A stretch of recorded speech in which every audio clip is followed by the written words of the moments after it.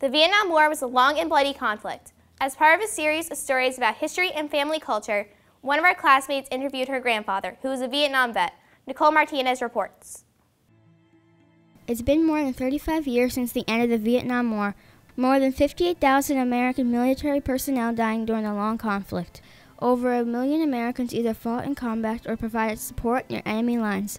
One of those Americans was my grandfather, Michael LaPaglia, who fought in the war in the beginning of 1965 to the end of 1967. Like most Americans, Papi knew very little about the Vietnam War. He did not know why we were there, and then one day he received a draft letter. His reaction.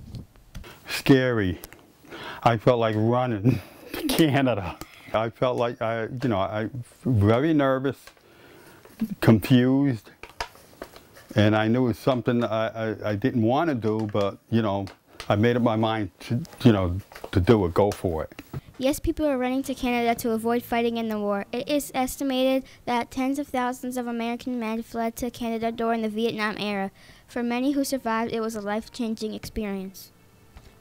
Yes, I did. It gave me life experience, and I learned a lot more coming out of the service than when I entered the service. Ms. Strauss is a former 8th grade social studies teacher here at Washington Park School. Why were there so many men that got drafted running to Canada? So that they didn't have to fight in the war. They did not want to be killed. They were afraid and they didn't want to fight, so they went off to Canada. There was a lot of confusion and controversy over the war. Absolutely. People were very much against fighting a war so far away for a country. They didn't know the people. They didn't know the issues. They didn't want to be there. Conflict and war in Vietnam dates back almost 2,000 years when China's Han Dynasty conquered northern Vietnam in 111 BC. In 1858, the French began their takeover of Vietnam. Then Japan took control in March 1945. Later that year, the communists under Ho Chi Minh were able to seize control of the north after Japan surrendered. This led to an 8-year war with France, which ended with a ceasefire, and the country divided between the communist north and the south. Almost 500,000 Vietnamese fled to the south. The communist forces from the north, known as the Viet Cong, began a guerrilla campaign against villagers who refused to support communist reunification. Eventually, the United States became involved, starting in December 1961, when President John F. Kennedy sent military advisors to South Vietnam. In March 1965, President Johnson sent the first U.S. combat forces to Vietnam. By 1969, U.S. forces in Vietnam peaked at 534,000. The war officially ended on January 27, 1973 with the Paris Accords, which called for a ceasefire.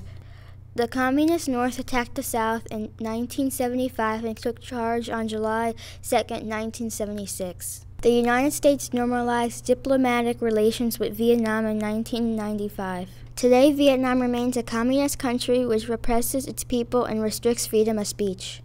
Although my grandfather didn't want to be drafted, there are some positive things about it. And I enjoy going to their temples and also enjoy watching the services, how they worship their gods. The lonely experience of being in Vietnam was relieved by friendships. His name was Dean. He was from Minnesota. He survived. We corresponded through letters for a while, and then each of us moved on. My grandfather's training took approximately 6 months. It took several steps to complete. The first step was basic training. That was like about 10 to 12 weeks. That was out in Fort Dix.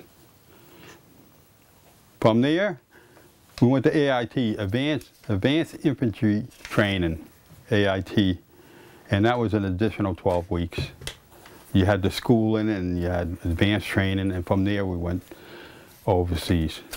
My grandfather didn't have a choice when he was drafted into the U.S. Army. It wasn't like today's volunteer military. He did his duty and he says he does not regret serving his country. Nicole Martinez, TBN.